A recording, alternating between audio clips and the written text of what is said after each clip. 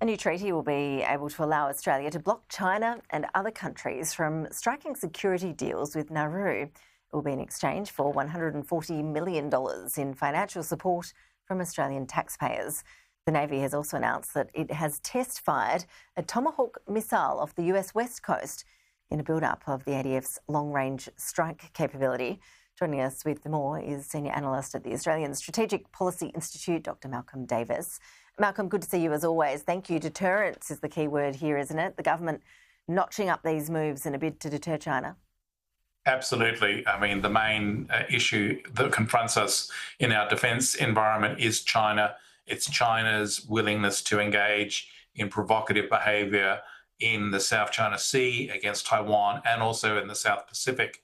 And that deal with Nauru, I think, is a perfect example of the Australian government trying to set up arrangements whereby they can block China from engaging in increasing their presence in the region. That would not only be a detriment to the regional security of the Pacific Island states, but also directly against Australia itself.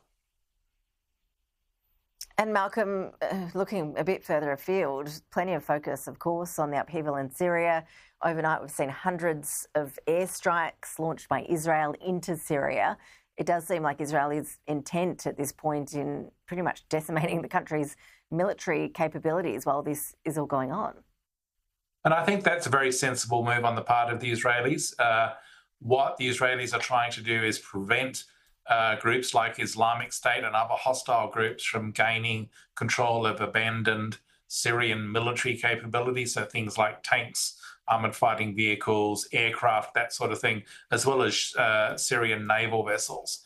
And so what you've seen is the Israelis undertake these wave of massive strikes that basically are decimating the entire Syrian military in a matter of days.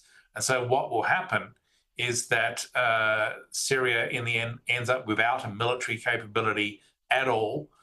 All they will have is very light ground forces that will basically be run by the rebels. And if the rebels do not uphold their promise to be a more reasonable force, if they become a hostile actor, then they won't have any means to attack Israel in that event.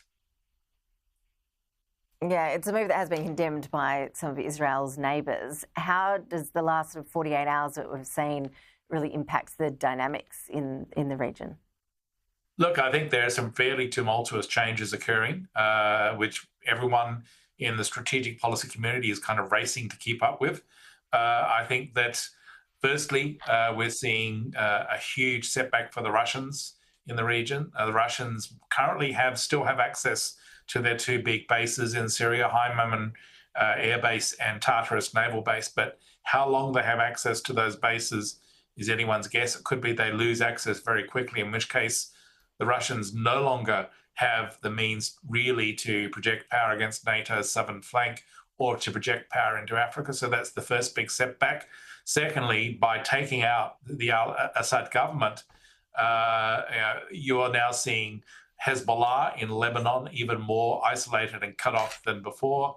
The Israelis have moved to the top of Mount Hermon, which gives them a greater ability to interdict any attempts by Iran to interfere and to project reinforcements across to Hezbollah. And finally, Iran, I think, has been shown to be very weak indeed in terms of its so-called axis of resistance.